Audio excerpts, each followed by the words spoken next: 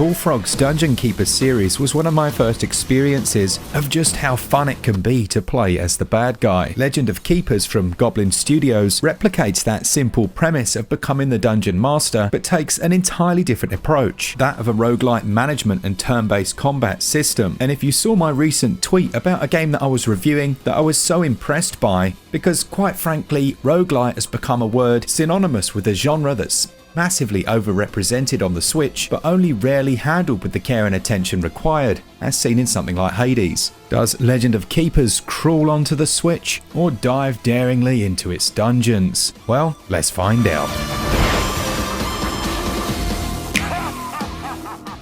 The Dungeon Company espouses you as their new keeper. As part of the corporation, it's up to you to run their latest dungeons. We reward talent and value ambition. You're thrust headlong into the role, and while there's not a great deal of exposition, the narrative elements have a choose-your-own-adventure style, usually with multiple options for you to choose from. As you progress through the game, you'll move up the corporate ladder, being offered several promotions as you move through the game's chapters. Legend of Keepers is a game of two halves. On the one hand, outside of the dungeons, you'll be overseeing the different monsters you have available, and you're presented with an itinerary which moves week on week. Each week you can choose one activity. These range from shops, training to improve your monsters, engineering to build different traps, business trips where you'll have to decide which monster to send as they'll be out of action for a period of time but it'll gain you a reward, or choosing where to plunder with your group of monsters, which comes with its own risks and rewards and various different types of loot. The game has three main currency systems. There's the coins, the blood of humans, and of course their tiers. Each of these will be required to level up your monsters, make purchases in the aforementioned shops, but if you're running low in a particular area, at certain times you'll be offered the choice of transmuting. You can change those tears into blood or convert tears and blood into gold. The final choice you have available to you each week is essentially a random scenario. These pit a situation to the player, sometimes positive, sometimes negative, and are very much like the chance cards you'd find in a lot of board games. Once you've made your choice each week, your main dungeon master, if he's low on health, will gain some of his health back, and you'll move down the weeks until you eventually hit the dungeons. And this is where it gets really interesting. You're presented with different hero abilities. These are the heroes trying to plunder the treasure from your dungeon master. They range from the lowly to the champion, and it's up to you to decide if you want to go for that much more challenging champion class with the option for huge rewards if you manage to defeat them, or if you're going to play it safe and gradually build up your rewards over time. Once you've made your selection, you'll begin your preparation phase. From here you can choose which monsters you want to take into battle, and then, feeling very akin to something like Slay the Spire combined with a tower defense game of sorts, you'll have to position your troops,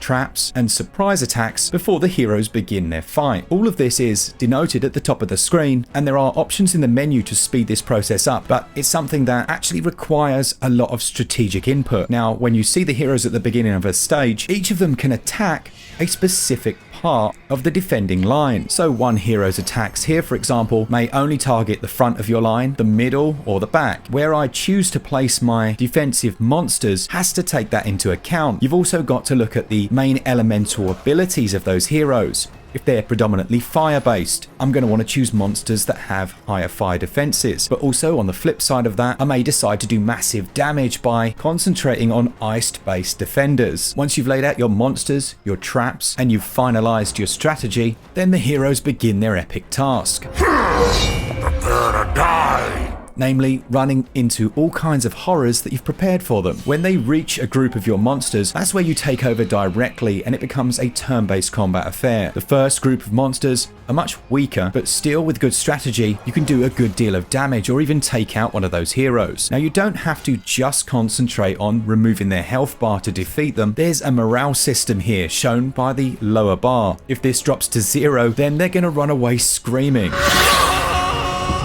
Legends of Keepers is all about closely paying attention to the strengths and weaknesses of both sides, and through your planning stage, deciding well in advance whether you're going to outright try and kill these heroes or terrify them and have them flee out of your dungeons.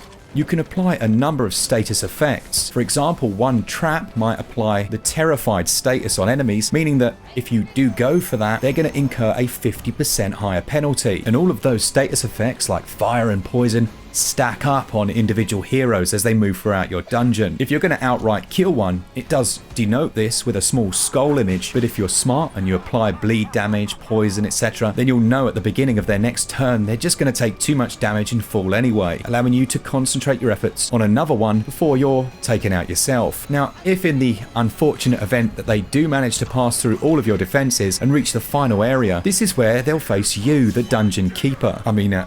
Master. And obviously you're much stronger, but your health bar, if fully depleted, is where the roguelite element comes in, because you will die and all of the monsters that you've leveled up and trained up will be lost, but thankfully all of your own skills and levels are maintained. After a successful dungeon, you'll have a choice of 3 different rewards, and where a lot of roguelites get it wrong is making death too punishing, so that it becomes demoralizing, demotivating, and you don't want to carry on. But by allowing me to keep this perpetually leveled dungeon master, there wasn't too much of a sting, and I was quite happy to continue. There are specific stages that you'll work your way through, with in essence a much tougher boss fight style encounter at the end. As you progress, you're awarded promotions. This will include new hideous creatures that fight in their own areas of the dungeon, and in the 10 hours I've put into the game so far, I was really pleased by the amount of new content constantly added. Whether it was those chance encounters where I randomly won 500 gold coins, or a new hero type popping up that's clearly a parody of one of your favourite films.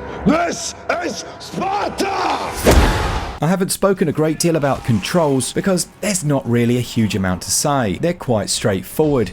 In the preparation stage, using the triggers to move between the different screens and the A button to select and place monsters. In the turn-based combat sections, it's simply a case of selecting which ability you want and then firing them off. As far as gameplay and controls go then, Legend of Keepers will appeal to anyone who is a fan of the titles I've mentioned. There's certainly Slay the Spire here, but with enough management and a good sprinkling of humour. While it doesn't entirely avoid all of the pitfalls of roguelites, like the RNG factor sometimes, overall I feel they've got the balance almost spot on, and it constantly manages to surprise the player, something so often overlooked. Gameplay for me scores 18 out of 20, and the controls also score 18 out of 20. As far as visuals and performance go, I wasn't initially blown away by Legend of Keepers, but it excels as you progress in its variety. Each time you unlock a new and hideous monster, or have to defend a different dungeon, you'll realise that there's quite a lot of work here. There are a few small details, like some scenery moving, as well as some parallax scrolling, and the hand-drawn monster images are excellently realised. Some criticism could be levelled at the slightly bland main area, and I did notice a couple of performance stutters when a large particle effect was going on screen, but in terms of stability the game seems just right, and I've experienced no crashes. As far as audio is concerned, Goblin Studios have nailed it, from the cries of the heroes to the booming Brian Blessed style taunts of your dungeon master.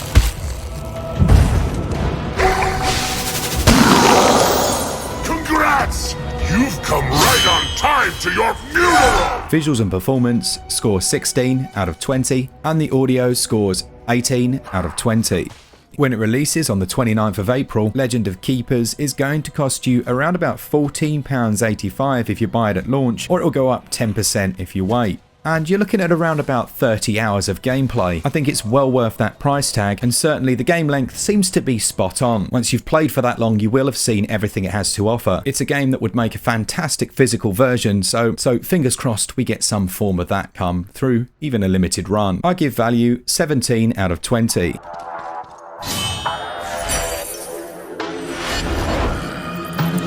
If you're the type of player that watches a movie and finds himself rooting for the bad guy, you are going to love Legend of Keepers. It's an incredibly addictive game, and one which you can happily play for just a few minutes or hours at a time. No, none of us have room in our backlogs, but this is one that you should certainly consider. It scores a SwitchUp score of 87%. A big thanks to the developer for the review code. Let me know down in the description if you'll be picking this one up if it interests you, and if you were also a big fan of the classic Dungeon Keeper games. Man, they were awesome. Thanks to our patrons. I think we've had a couple of new ones, which I always end up saying, which I guess is amazing really, and your names will be in the credits.